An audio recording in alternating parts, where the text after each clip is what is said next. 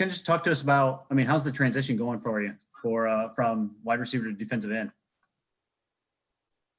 The transition is going really well. I love it.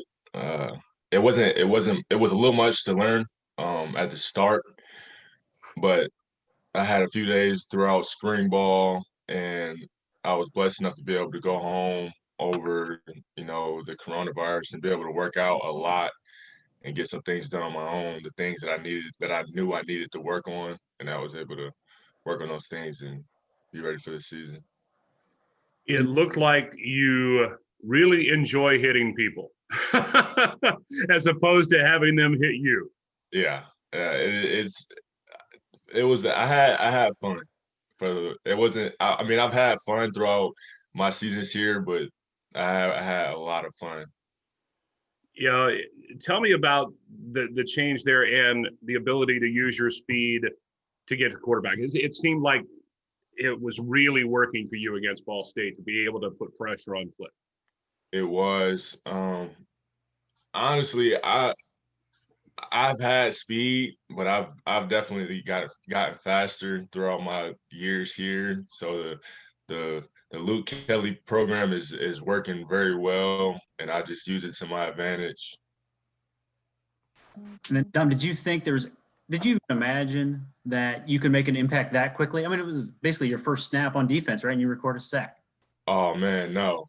Honestly, my goal, before the season started, me and Mike Brown had a talk, and I told him, I was like, man, my goal for the season is just one sack a game. Like if I could get one sack a game, it's a pretty decent and obtainable goal. And that first play, it just happened, and it happened fast. And I was so hyped, I was psyched, and it was crazy. It was unreal. You've scored many touchdowns in your life, and you kind of almost know that you're going to celebrate after a touchdown. Did you have anything prepared on a sack? I had something originally prepared, but it didn't work out. I thought I had something prepared. I was like, if I do this, I might do this, but when it happened, it was just me flowing. Jack, real quick for you, first question, like if it doesn't work out at wide receiver, are you going to try to move to defensive end as well? Unfortunately, I don't think I'm as talented as Dom. Versatile. I think I'm a one-trick pony, so I'll probably hopefully just stay at wide out. How are you? I'm good. Everything's good here. Yeah. I was a little worried in that second half. What changed in that game against Ball State, particularly in the second half? I mean, you made some catches in the first half. In the second half, you guys were really finding the seams and finding the openings there. Yeah, I think what it is I mean, they had a new DC, so we weren't 100% sure what they were going to be doing. In the first half was really kind of feeling out what their defense is doing, where they're spinning, where the gaps are, how are they playing their cover 3, their cover 4, like what are their tendencies? That was what the first half was. And then we went in at halftime, made a ton of adjustments, and came out and kind of was able to attack those places of weakness that we kind of found.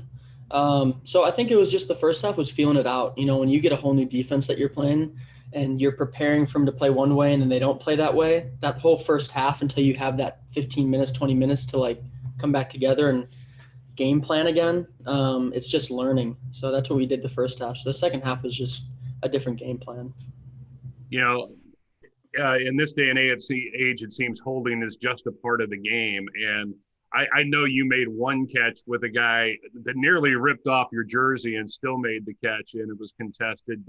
It was a struggle all night long to find the open spot and not have the jersey held and that sort of thing, wasn't it?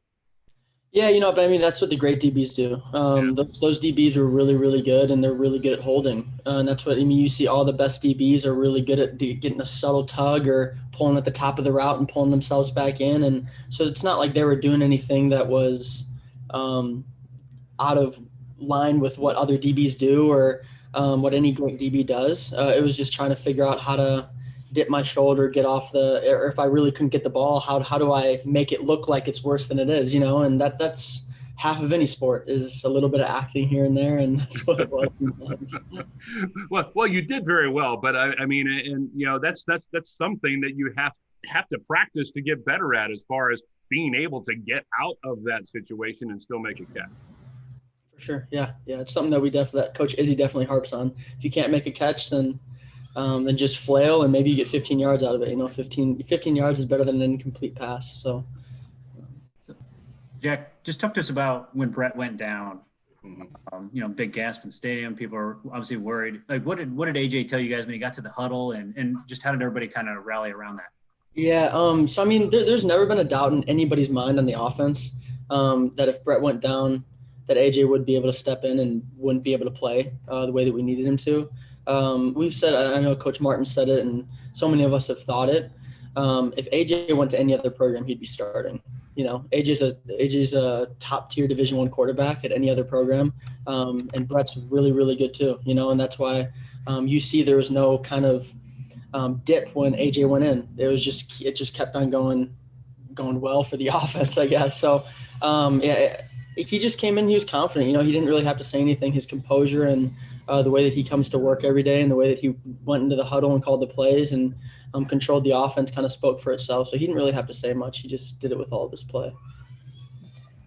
And then obviously big game, Buffalo played there a couple years ago, and it was a close game, and a close game, this past year too. Just how big is this game?